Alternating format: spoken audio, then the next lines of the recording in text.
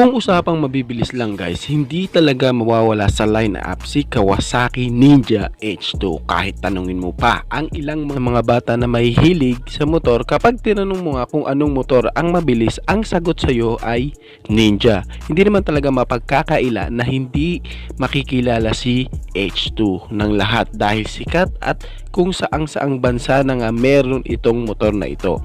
Pero alam mo ba na meron pa palang H2 na binuo sa ibang company, at kung naaangasan at napopormahan ka sa Kawasaki H2, dito naman sa niremake na H2 ng ibang brand is mas maaangasan ka pa.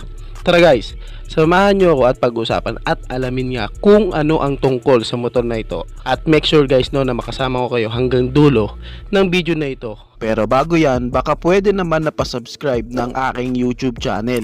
I-click mo na din ng notification bell para maging updated kayo sa mga susunod na i-upload ko. Guys, baka pwede naman na pa-like and follow ng aking Facebook page. Nasa description po ang link. Kaya make sure guys na tapusin nyo ang video na ito para malaman nyo ang information may kinalaman sa motorcycle na ito.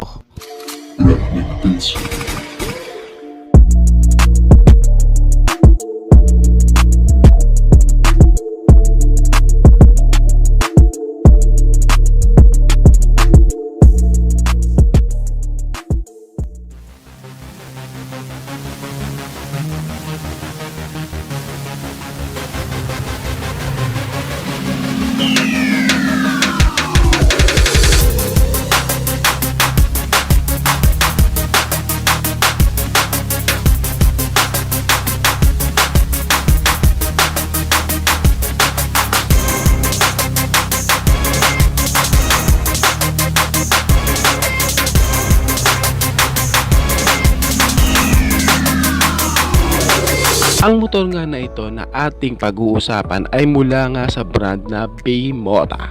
Malamang na bago sa iyo ang company na yan. Kung di ka pamilyar, malamang na maiisip mo talaga na yung brand na yan ay China bike. Ang Bimota Motorcycle Company ay isa ngang brand mula sa Europe. Alam natin na malaki at kilalang brand na si Kawasaki, kaya hindi makikipag-collaboration sa ibang brand ito kung alam niya na hindi pa talaga ganun katagal at wala pang napapatunayan sa masa ang ikasososyo nila. Kaya masasabi kong tiwala na si Kawasaki kay Bimota dahil sa matagal na din namang naitatag at may mga napatunayan na din sa masa si Bimota pagdating sa motorcycle industry na mga malalaki na sinasagawa sa buong mundo, at especially dito nga sa Pilipinas is meron nga pong naganap na isang motorcycle event, at doon nga po is pinapakita nila ng iba't ibang brand ang kanilang mga bagong unit, at ito nga pong si Wiltec is ibinida doon ang kanilang bagong motor na si Bimota Tesi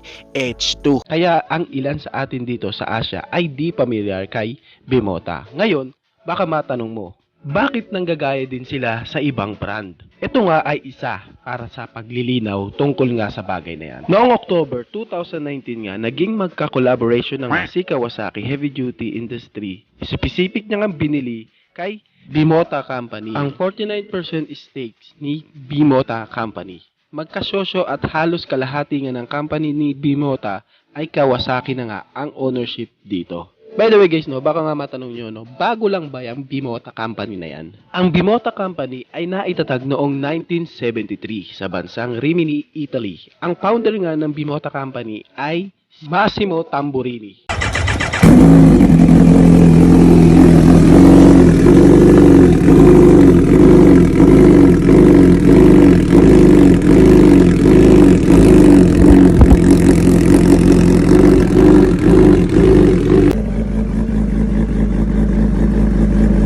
Ang pangalan nga ng motor na ito ay Bimota Tesi H2. Malamang na di ka na talaga magtataka kung bakit may H2 sa pangalan ng motor na ito. Pati din naman sa kanyang physical appearance hindi ka na magtataka kung bakit ganito ang itsura ng motorsiklo na ito. Tama ka guys, dahil ang H2 ng Kawasaki ay ito din yun. Pero binago lang ni Bimota at dinagdagan ng angas at forma sa new design nila ng Tessie H2 nila. Pero kung usapang engine specs, wala silang pinagbago dahil same lang sila ni Kawasaki H2 na naka-liquid cooled pa din siya, dual overhead cam at syempre ang pagkakakilanlan ng H2 ng motor na ito, ang supercharged engine. Naka-supercharged engine din ang motorsiklo na Tessie H2 at naka 4-cylinder din siya. At dahil same pa din sila ni Kawasaki H2, pumapalo din si Tessie H2 ng maximum power na 242 HP at 11,500 RPM na meron namang maximum torque na 141 Nm of torque at 11,000 RPM. Isa din talaga sa mabilis na motorcycle ito sa buong mundo. Kaya nga ng Tessie H2 na mahit ang 0 to 100 kph sa loob lamang ng 3.2 seconds. Kung titignan nga natin si Kawasaki H2, alam natin na highlights nga dito sa design nito ay yung kanyang single-sided swing arm. Pero dito nga kay Tessie H2, si Bimota, ay makikita natin na ito nga ang mas maangas na lalong pinaporma ni Bimota dahil nga naka billet alum swing arm na nga ito sa kanyang harapan at doon sa kanyang likuran. Sa pagkakadisenyo ni Bimota dito sa kanilang H2 na Tessie, pinakita nga lang nila na kung gaano sila kalawak sa pagkakadesenyo ng kanilang mga motorsiklo. Hindi na din sila basta-basta isipin mo si Bimota na nga ay ganun na nga ka-unique mag-isip sa pagdisenyo ng kanilang mga motor. Tapos samahan mo pa ng Kawasaki na napaka-powerful pagdating sa kanilang engine specs. Ang resulta talaga nito ay isang halimaw at napakaangas na motor. Sobrang angas din naman talaga ng motor na ito. Kung ikaw nga ay unang magkakaroon ng motor na ito, talagang sobrang angas at ang masasabi lang talaga sa'yo ng ibang rider ay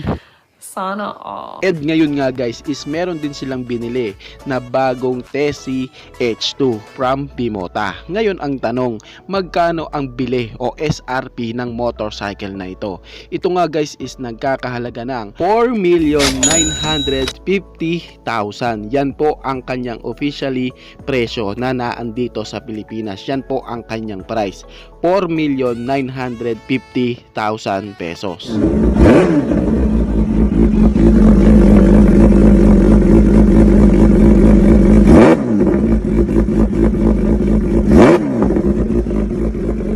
Kayo guys, ano ang masasabi nyo sa motor na ito? Paki-comment naman ang inyong reaksyon. Maraming salamat po.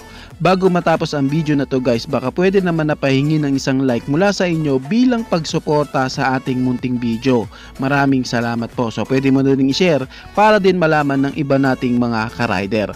Sa tingin ko guys is dito ko na lamang po tatapusin ang ating vlog. I hope na nag-enjoy kayo sa aking hinandang video para sa inyo. Pinasisigla ko din kayo guys na i-subscribe ang aking YouTube channel.